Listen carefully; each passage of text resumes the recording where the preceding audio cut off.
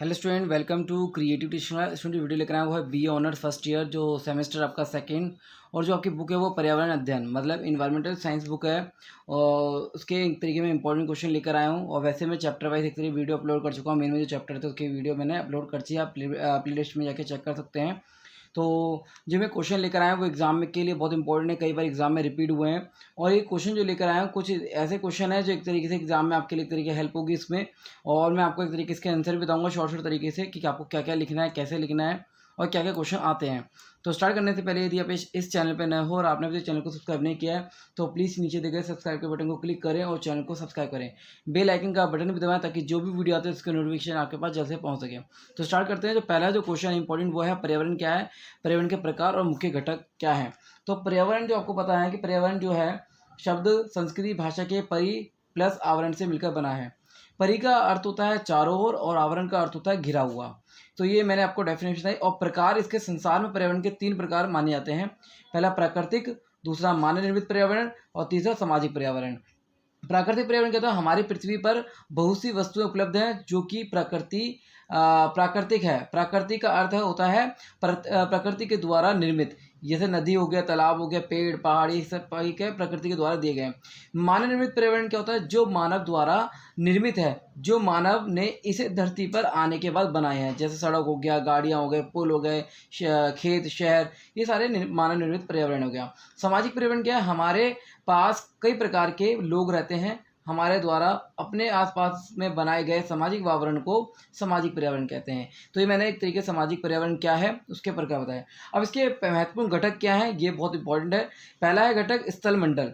इसमें लिख सकते हैं पृथ्वी पर पाया जाने वाला भूमि का ये भाग है। और पृथ्वी पर 71% जो 71.8% जो है पानी है और 29.2% स्थल है उपलब्ध है। और जीव मंडल पेड़ पौधे यहाँ पर रहते हैं। एक तरीके से स्थल मंडल में के बारे में आप और भी एक्सप्लेन कर सकते हैं।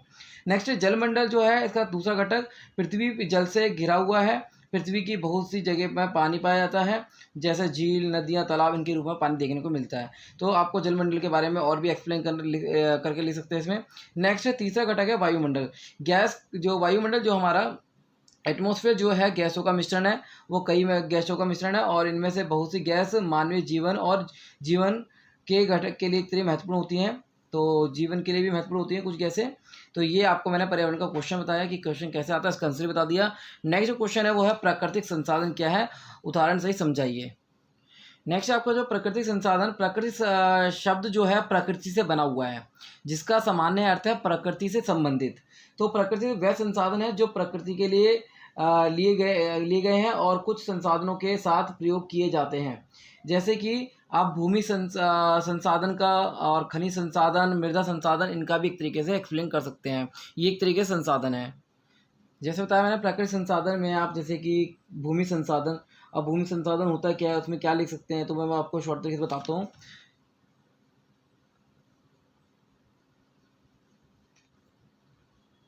जल एवं वायु की ही तरह भूमि भी एक संसाधन है। इसी भूमि के से अनेक प्रकार के संसाधनों एवं संपदाओं को मानव अपने जीवन में प्रयोगधर्मी बनाता है। और भोज्य पदार्थों के लिए हम लगभग कृषि पर निर्भर कर रहते हैं और कृषि का अधिकांश हिस्सा भूमि पर ही निर्भर करता है। तो ये भूमि संसाधन के रूप में आप एक डाल के लिख सकते हैं। नेक्स्ट है आपका खनिज संसाधन। खनिज संसाधन के खनिज से तात्पर्य प्राकृतिक रूप में पाए जाने वाले ऐसे पदार्थों से है जिनका निश्चित सामयिक और भौतिक गुणधर्म है और रासायनिक संगठन है।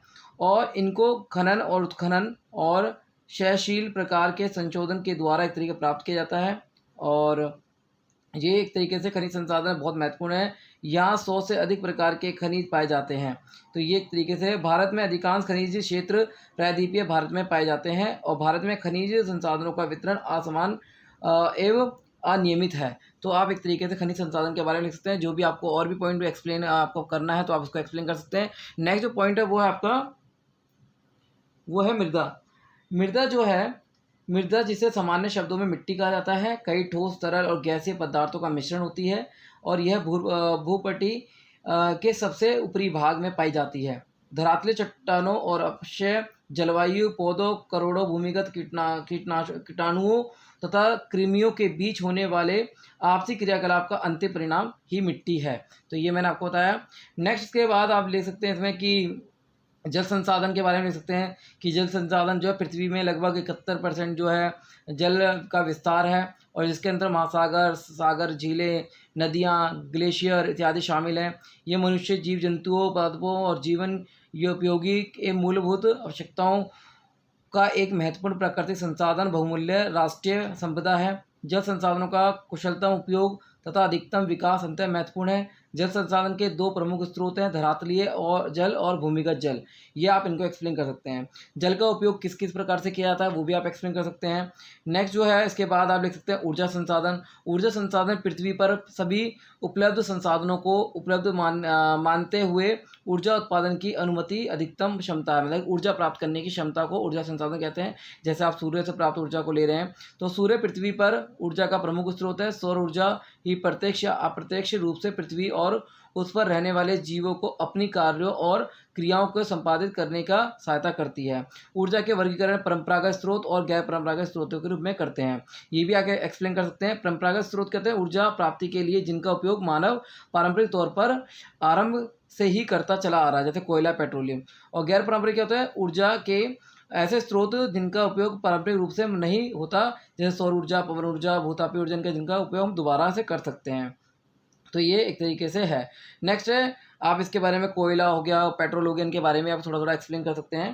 तो इसके बाद जो क्वेश्चन है वो है पारितंत्र क्या है, उसकी व्याख्या करें। ये भी बहुत इंपॉर्टेंट क्वेश्चन एग्जाम में आता है। पारितंत्र क्या है या पारिस्थितिक तंत्र क्या है, तो उसके ऊपर क्वेश्चन आता है। पारितंत्र जो है स्थल मंडल, जल मंडल, एक वायुमंडल, एक जैवीय तथा अजैविक घटकों के साथ पारस्परिक संबंध पारिस्थितिक तंत्र कहलाता है। पारिस्थितिक जीव विज्ञान वह भूगोल की एक शाखा है जिसमें जीव समुदाय का उसके वातावरण के पारस्परिक संबंधों का अध्ययन करते हैं। पारिस्थितिक को एक तरीके से एनवायरमेंटल बायोलॉजी भी कहा जाता है, और इस विषय पर व्यक्ति, जनसंख्या, समुदाय का अध्ययन होता है। तो जो भी मैं आपको बता रहा हूँ आप साथ कर एक तरीके नोट्स बनाते जाइए ताकि आपके लिए एक तरीके हेल्प हो सके। तो इसमें से परिस्थिति तंत्र है, इसमें जैविक अजैविक घटकों का वर्णन कर सकते हैं कि जैविक और अजैविक घटक क्या होते हैं। तो जैविक जो घटक हैं जंतु समुदाय, वनस्पति समुदाय, सूक्ष्म जीव, मनुष्य, ये जैविक घटक हैं। अजैविक प्रकाश, ताप, हवा, स्थलाकृति, मृदा, इनके साथ जो भी संबंध एक तरीके से स्थापित होता है उसको पारितंत्र कहते हैं। ये एक तरीके एक दूसरे पर निर्भर रहते हैं। एक तरीका है तो ये एक संरचनात्मक और कार्यात्मक इकाई है का जहाँ जीवित जीव एक दूसरे के साथ बातचीत करते हैं। जैविक घटक एक परिस्थिति तंत्र में सभी जीवित घटकों को पोषक के आधार पर जैविक घटकों को स्वपोषी और विषमपोषी के रूप में एक तरीके से व्यक्त किया जाता है। तो एक तरीके से आप स्वपोषी विषमपोषी भी एक एक्सप्लेन कर सकते हैं। परिस्थिति तंत्र के कार्य क्या है, ये आवश्यक पारिस्थितिक प्रक्रियाओं को नियंत्रित करता है, जीव प्रणालियों का समर्थन करता है।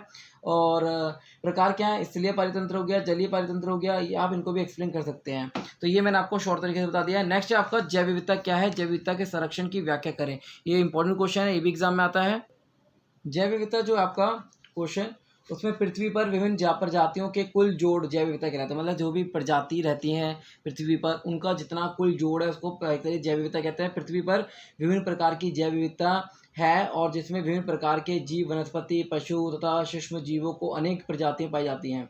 इनकी अनुमति की संख्या 70 से 80 लाख से करोड़ तक है, और प्रत्येक वर्ष लगभग 15,000 नई प्रजातियों की खोज की जाती है। बीते कुछ घटकों में औद्योगिकरण, नगरीकरण के विस्तार ने जैविक संसाधनों की विविधता पर प्रभाव डाला है, और जैव विविधता का सीधा संबंध जैव मंडल में प्रकृति मात्रा से है। इस विविधता को 3 स्तरों पर बांटा गया है। पहला आपका जनिक विविधता, मतलब आनुवांशिक विविधता, प्रजाति विविधता, पारितंत्र विविधता। अब जैसे जैव विविधता का महत्व क्या है, पहला पारितंत्रीय मूल्य। जैव विविधता पारितंत्रीय क्रियाओं का महत्वपूर्ण तत्व है। ये पोषक तत्वों का पुनः चालित, मृदा का निर्माण, जलवायु का परिचालन और सफाई जीवन के आधार पर बनाए रखता है। आर्थिक मूल्य मतलब जैव विविधता से अधिक उत्पादों की प्राप्ति होती है जिससे प्रत्यक्ष या अप्रत्यक्ष रूप से आर्थिक लाभ मिलता है। नेक्स्ट सामाजिक मूल्य, जैव विविधता को एक बड़े पैमाने पर समाजों ने संभाल कर रखा है हुआ है, और इसे केवल इसे महत्वपूर्ण संसाधनों के रूप में नहीं देखने बल्कि अपनी संस्कृति का एक एक महत्वपूर्ण अंग के रूप में देखते हैं। नैतिक मूल्य, जैव विविधता के संरक्षण से संबंधित नैतिक मूल्यों के आधार से सभी जीवों को जीवन रूपों के संरक्षण को महत्व देना मनुष्य का कर्तव्य है। सूचनात्मक मूल्य मतलब इसमें लिखेंगे पृथ्वी पर जैव उपस्थिति जैव विविधता सूचनात्मक रूप से हमारे लिए अत्यंत महत्वपूर्ण है। नेक्स्ट जो है सौंदर्य पूर्वक महत्वपूर्ण पर्वत, नदियाँ, झरने, जंगल, ये सारे एक तरीके से महत्वपूर्ण है हमारे लिए। तो ये महत्व है, इसको आप एक्सप्लेन कर सकते हैं। नेक्स्ट जो क्वेश्चन है वो है मानव जनसंख्या पर पर्यावरण का क्या प्रभाव पड़ता है। तो बहुत इंपॉर्टेंट क्वेश्चन है कि क्या प्रभाव पड़ता है, इसके ऊपर भी क्वेश्चन आता है। तो इसको मैं एक्सप्लेन करता हूँ थोड़ा बहुत कि मानव जनसंख्या है क्या, उसका क्या प्रभाव पड़ता है। ये जो मानव जनसंख्या का पर्यावरण का क्या प्रभाव पड़ता है और जनसंख्या नियंत्रण की विभिन्न विधियाँ का उल्लेख करें, ये मैं इसको एक तरीके लास्ट में समझाऊंगा। बहुत इंपॉर्टेंट क्वेश्चन है और बहुत एक तरीके से इसका आंसर जो लेंथी है, इसको मैं लास्ट में समझाऊंगा। पहला है ठोस अपशिष्ट क्या है, इसके प्रकार और नियंत्रण। तो ठोस अपशिष्ट क्या होता है, उपयोग मतलब ठोस अपशिष्ट जो है मैं आपको बताता हूँ। ठोस जो है जिनका कोई आर्थिक उपयोग नहीं होता है, तो ठोस जो है जैसे ठोस अपशिष्ट पदार्थ कहते हैं। इसका मान लीजिए दोबारा बताता हूँ मैं आपको।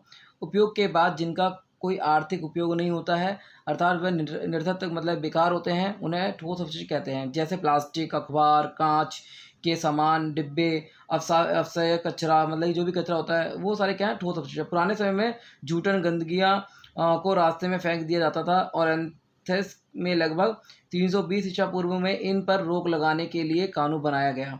तो हमारे गांव और शहरों में जगह जगह लगे कचरे के ढेर और उनमें पनपते रोग आज गंभीर खतरा बन चुके हैं। घर से कार्यालय और या कॉलेज जाते समय ट्रेन से किसी रेलवे स्टेशन पहुंचने से पूर्व न जाने कितने कचरों के ढेर मिल जाते हैं। कचरे से स्थानीय मवेशी प्लास्टिक की पन्नियों को अपना भोजन बनाते हैं और कहीं सड़े गले कचरे के साथ इलेक्ट्रॉनिक कचरा भी इनके पेट में चला जाता है। और ऐसे में आज कचरे का प्रबंधन, पुनः उपयोग, पुनः निर्माण समय की मांग है, मतलब कि कचरे को कैसे निपटान करना चाहिए। तो नगरीय कचरे की विशेषता क्या है इसमें कि इस शब्द का प्रयोग सामान्य नगर, कस्बा और गाँव के अधिकांश हानि रहित कचरे से वर्णन के लिए प्रयोग में लिया जाता है, जिसमें नियमित रूप से इकट्ठा करके शोधन या निपटारे के लिए स्थान तक ले जाया जाता है। घर, संस्थाएं, व्यापारिक प्रतिष्ठान और इस कचरे के स्रोत और उद्योग भी शामिल हैं। ठोस अपशिष्ट जो पदार्थ होते हैं उनके प्रकार क्या हैं, ये विभिन्न प्रकार के होते हैं। खनन अपशिष्ट, चिकित्सा अपशिष्ट, नगरपालिका अपशिष्ट, औद्योगिक अपशिष्ट और फिशरिस्ट अपशिष्ट, कृषि अपशिष्ट, ऐसे कई प्रकार के अपशिष्ट हैं जो आपको पता है, आप इनको एक्सप्लेन कर सकते हैं।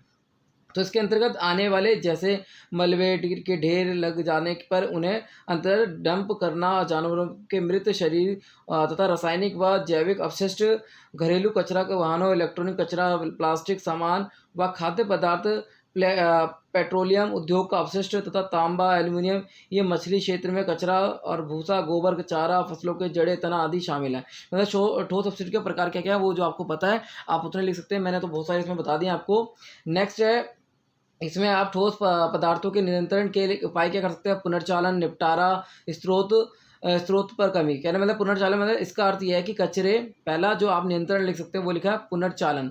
इसमें लिख सकते हो कचरे के उन अंशों को दोबारा प्रयोग किया जिनका कुछ आर्थिक मूल्य हो। इसमें संसाधनों का संरक्षण, उत्पादन में ऊर्जा के उपयोग में कमी और प्रदूषण के स्तर में कमी इत्यादि लाभ प्राप्त हो। और एल्यूमिनियम और इस्पात जैसी वस्तुओं का कई बार पुनर्चालन संभव है। और तो कांच, कागज, प्लास्टिकों और धातुओं का भी पुनर्चालन संभव है। पीसा हुआ कांच नए कांच को बनाने में 50% ऊर्जा की बचत करता है और ये एक तरीके से बहुत इंपॉर्टेंट है। नेक्स्ट है इसमें, और 1 टन कागज़ बनाने के लिए लगभग 17 पेड़ काटने पड़ते हैं। कागज़ को पुनर्चालन के लिए रेशे कमजोर पद जाते हैं।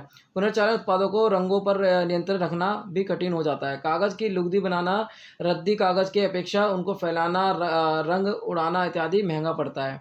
और ये एक तरीके से निपटारा, ये एक आधुनिक सफाई युक्त भूभराव मिट्टी के अवधेश सतह से बना हुआ गड्ढा होता है जिसे एक बार लेप लगा होता है। और एक तरीके से इसमें ठोस अपशिष्ट को 1000 डिग्री सेल्सियस में जलाया जाता है और तथा ठोस अपशिष्ट राख ऊर्जा में गैस में बदल जाता है।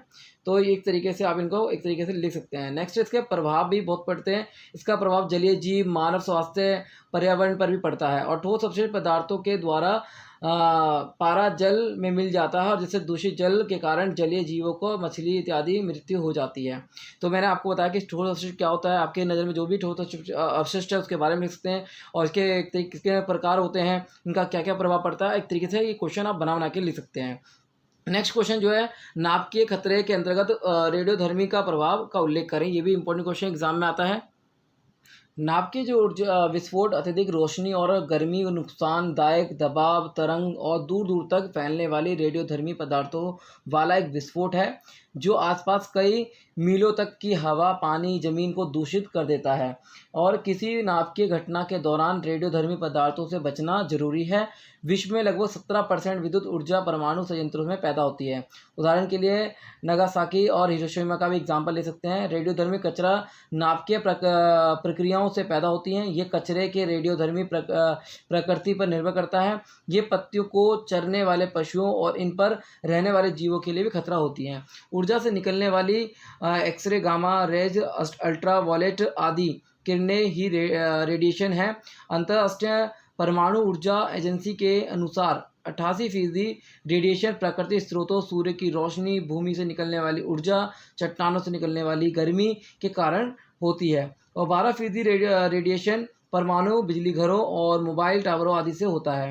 इसके प्रभाव क्या है, मानव जीवन पर ही प्रभाव पड़ सकता है। तो इसको हेडिंग डाल के सकते हैं कि मैं क्या क्या प्रभाव पड़ सकता है, वो आप बना के लिख सकते हैं। इसमें जल पर प्रभाव पड़ता है, पानी की गुणवत्ता में जो जैविक रासायनिक या प्राकृतिक परिवर्तन जो भी जीव सजीवों पर हानिकारक प्रभाव डालते हैं। नेक्स्ट है मिट्टी पर प्रभाव।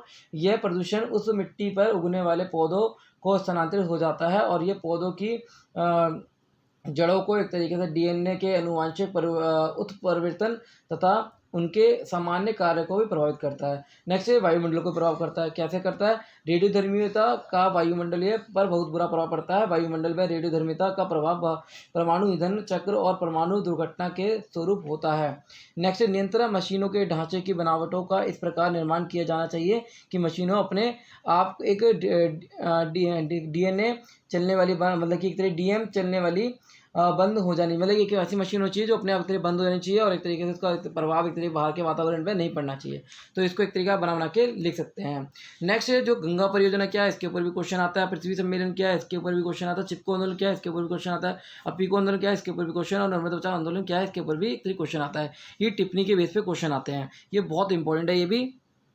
नेक्स्ट गंगा परियोजना है क्या, मैं आपको बता देता हूँ कि भारत देश में गंगा नदी पवित्र नदी में से एक है। नदियों में अपशिष्ट पदार्थों के फेंके जाने तथा धार्मिक रीति रिवाजों के चलते गंगा जैसी पवित्र नदी दिन पर दिन प्रदूषित होती जा रही है और इसके कारण भारत ने 1985 में नदियों की सफाई के लिए गंगा कार्य योजना शुरू की थी और जो सबसे बड़ी योजना थी ये योजना GAP 1 सन 1986 से 1993 तक चला। यह प्रमुख नदियों में से एक है और इसको एक तरीके से यदि देखें तो इसमें वर्तमान समय में 50,000 से अधिक आबादी वाले 100 से अधिक शहरों का अनुसंधान मलमूत्र अपशिष्ट पदार्थों लाशों और जले हुए अपशिष्ट इत्यादि को बहाया जाता है। इसको एक तरीके हटाने के लिए परियोजना चलाई गई और इसके बारे में आप और भी एक्सप्लेन कर सकते हैं कि क्या क्या इसके अंतर्गत। नेक्स्ट जो है वो है आपका भोपाल गैस त्रासदी की। आपको एक टॉपिक बताना भूल गया हूँ कि इसमें टॉपिक जो है वो है भोपाल गैस त्रासदी, वो भी बहुत इंपॉर्टेंट क्वेश्चन है जो एग्जाम में आता है। नेक्स्ट जो है वो पृथ्वी सम्मेलन। पृथ्वी सम्मेलन क्या है, पृथ्वी सम्मेलन पर्यावरण समस्याओं को संबंधित करने वाले पहले अंतर्राष्ट्रीय सम्मेलन स्टॉकहोम सम्मेलन की 20वीं वर्षगांठ हेतु ब्राजील के शहर रियो डी जेनेरियो में आयोजित किया गया। इस कारण से इसे रियो सम्मेलन भी कहा जाता है। वह आधिकारिक नाम पर्यावरण व विकास पर संयुक्त राष्ट्र सम्मेलन है। एक तरीके से इसमें एक तरीके किस एजेंडा 21 रखा गया ताकि पर्यावरण को कैसे बचाया सके, जलवायु परिवर्तन को रोका गया, जैव विविधता पर कन्वेंशन एक तरीके बात कही गई, क्योटो प्रोटोकॉल पर बात कही गई। तो आप इसको एक तरीके पृथ्वी सम्मेलन को भी एक्सप्लेन कर सकते हैं। नेक्स्ट चिपको आंदोलन क्या है, तो चिपको आंदोलन जो है वो भी इम्पोर्टेंट टॉपिक है। इसमें थोड़ा सा बताया तो मैं आपको, चिपको आंदोलन उत्तराखंड के 2-3 गाँव में शुरू हुआ था। वनों की सुरक्षा के लिए लोगों के द्वारा 1970 के दशक में आरंभ किया गया था और इसमें लोगों ने पेड़ों को गले से लगा लिया था ताकि उन्हें काटा ना जाए, क्योंकि ये जो काटने का जो ठेका था भारी लोगों को दिया जाता है। इसका लोगों ने एक तरह विरोध किया क्योंकि ताकि जो ठेका है वो मतलब गाँव के लोगों को ही दिया जाना चाहिए, तो उसका विरोध एक तरीके गाँव वालों ने किया था। अपीको आंदोलन उत्तर भारत का चिपको आंदोलन दक्षिणी भारत में अपीको आंदोलन के रूप में उभर कर सामने आया। अपीको कन्नड़ भाषा का शब्द है और जो चिपको का पर्याय है। पर्यावरण संबंधी जागरूकता और यह आंदोलन अगस्त 1983 में कर्नाटक के उत्तर कन्नड़ के क्षेत्र में शुरू हुआ। यह आंदोलन पूरे जोश से लगातार 38 दिनों तक चलता रहा। युवाओं ने जब पाया कि उन्होंने गाँव में के चारों ओर जंगल धीरे धीरे गायब होते जा रहे हैं, तो उन्होंने इसके खिलाफ एक तरीके की आवाज़ उठाना शुरू कर दिया। नेक्स्ट जो नर्मदा बचाओ आंदोलन था, नर्मदा बचाओ एक तरीके इस पे जो महाराष्ट्र की और 2-3 गाँव मतलब शहर थे उनकी वहाँ पर बांध बनाने का परियोजना रखी गई थी। नर्मदा बचाओ आंदोलन भारत में चल रहे पर्यावरण आंदोलन की परिपक्वता का उदाहरण है। इसी पहली बार पर्यावरण विकास के संघर्ष को राष्ट्रीय स्तर पर चर्चा का विषय माना गया और एक तरीके से गैर सरकारी संगठन और आम जनता की भी भागीदारी रही और नर्मदा पर सरदार सरोवर बांध परियोजना का उद्घाटन 1961 में पंडित नेहरू ने किया था, किंतु 3 राज्य गुजरात, मध्य प्रदेश, राजस्थान के मध्य उपयुक्त जल वितरण नीति पर कोई सहमति नहीं बन पाई और 1959 मतलब 1969 में सरकार ने नर्मदा जल विवाद न्यायाधिकरण का गठन किया और ताकि जल संबंधी विवाद को हल करके परियोजना कार्य शुरू किया जाए। 1969 मतलब 1979 में न्यायाधिकरण सर्वसम्मति पर पहुंचा और नर्मदा घाटी परियोजना को जन्म दिया गया। इसमें एक तरीके से नर्मदा नदी तथा उसकी 4134 नदियों पर 2 विशाल बांधों, गुजरात में सरदार सरोवर बांध और मध्य प्रदेश में नर्मदा सागर बांध और 38 मध्यम बांध और 3000 जल परियोजनाओं का निर्माण शामिल है। तो ये एक तरीके से जो बांध बनाने के लिए एक तरीके से आंदोलन किया गया और इसके बाद जो वो आता है भोपाल गैस त्रासदी, बहुत इंपॉर्टेंट है, ये भी एक तरीके से आप एक तरीके करके जाना इसको। नेक्स्ट इसमें क्वेश्चन आ सकता है प्रोजेक्ट टाइगर क्या है, उसके ऊपर भी क्वेश्चन आ सकता है। प्रोजेक्ट टाइगर 1973 में प्रधानमंत्री इंदिरा गांधी के कार्यकाल के दौरान WWF इंटरनेशनल के सहयोग से 1973 में आरंभ किया गया था, जिसका लक्ष्य प्रमुख प्रजाति और इसके सभी आवासों को सुरक्षा करना था। उद्देश्य यही था कि प्रोजेक्ट टाइगर भारत के उपलब्ध बाघों को संख्या का वैज्ञानिक और आर्थिक, सांस्कृतिक और पारिस्थितिक मूल्यों का संरक्षण सुनिश्चित करना, लुप्त प्रजातियों का संरक्षण करना, टाइगर रिजर्व में और उनके आसपास रहने वाले जनजातियों लोगों के अधिकारों का ध्यान रखना। तो ये एक तरीके से टाइगर रिजर्व के रूप में एक तरीके से चलाया गया, इसको आप एक्सप्लेन कर सकते हैं इसको। और टाइगर रिजर्व क्षेत्र, कोर जोन, बफर जोन, बाघों की संख्या का आकलन करना, ये सारे एक तरीके पॉइंट है जिनको आप एक्सप्लेन कर सकते हैं। अब जो मैंने आपको इसमें बताया वो है मानव जनसंख्या का पर्यावरण पर क्या प्रभाव है, इसको मैं बताता हूँ आपको, बहुत इंपॉर्टेंट टॉपिक है मानव जनसंख्या का पर्यावरण पर प्रभाव। तो हमारे आसपास की प्रत्येक वस्तु, जड़, चेतन और प्राणी, हमारा रहन सहन, खान पान सभी कुछ पर्यावरण का ही भाग है। विज्ञान के अनुसार कहें तो चारों ओर की भूमि, जल, वायु और इसके ऊपर नीचे सभी सजीव निर्जीव सब पदार्थ मिलकर बायोस्फीयर और जीवमंडल माना जाता है। जीवमंडल और मानव के संबंध को पर्यावरण कहा जाता है। और जर्मन वैज्ञानिक अर्नेस्ट जो है हैकल ने पर्यावरण की परिभाषा में कहा है कि किसी भी जीव जंतु में समस्त कार्बनिक और अकार्बनिक वातावरण के पारस्परिक और पारिस्थितिकी या पर्यावरण कहेंगे। मानव स्वास्थ्य एक पर्यावरण का आपस में गहरा रिश्ता है और जहां एक और गरीब और कम विकसित देशों को पोषण एवं स्वास्थ्य दशाओं में सुधारने की आवश्यकता है, वहीं दूसरी ओर तीव्र गतिशीलता के कारण सिमटी हुई दुनिया पिछड़े कुछ शो में एक तरीके से इन्फ्लुएंजा और दूसरी संक्रामक बीमारियों के क्षेत्र में दूसरे क्षेत्र में के खतरे खेलते हुए देखा गया, मतलब कि किस तरह की बीमारी फैलती गई उसके रूप में देखा गया है। तो मानव जनसंख्या का पर्यावरण पर क्या हो, जिस प्रकार जनसंख्या बढ़ रही है उससे एक तरीके से पर्यावरण पे काफ़ी प्रभाव पड़ रहा है। क्या क्या प्रभाव पड़ रहा है आप उसको हेडिंग डाल के लिख सकते हैं। पानी की एक तरीके व्यवस्था में कमी, ठीक है, और विस्थापन की कमी, एक तरीके से खाद्य की कमी। तो आप इनको एक तरीके से बना के लिख सकते हैं कि मानव जनसंख्या बढ़ने से एक तरीके से पानी की व्यवस्था में कमी आ जाती है और ये जनसंख्या बढ़ने से एक तरीके से सबसे बड़ी चुनौती ये है कि खाद्य संबंधी चुनौती सबसे सामने आती है, फिर पानी से संबंधित और आवासीय संबंधी समस्या सामने आती है और संसाधनों की समस्या एक तरीके उत्पन्न होती है। तो जितनी भी सारी समस्या जो उत्पन्न होती है आप इनको एक्सप्लेन कर सकते हैं। आप इसको कैसे कम कर सकते हैं वो भी आप पॉइंट एक्सप्लेन कर सकते हैं बना कर। तो उम्मीद करता हूँ कि ये मैंने जो आपको शॉर्ट तरीके से बताया है और ये आपके एक तरह एग्जाम में बहुत इंपॉर्टेंट है। ये सारे एग्जाम मैंने आपको मतलब एग्जाम के बेस पर एक तरह सारे क्वेश्चन आपको इंपॉर्टेंट बताए हैं। तो उम्मीद करता हूँ कि वीडियो अच्छी लगी, इसको लाइक और शेयर जरूर करें। धन्यवाद।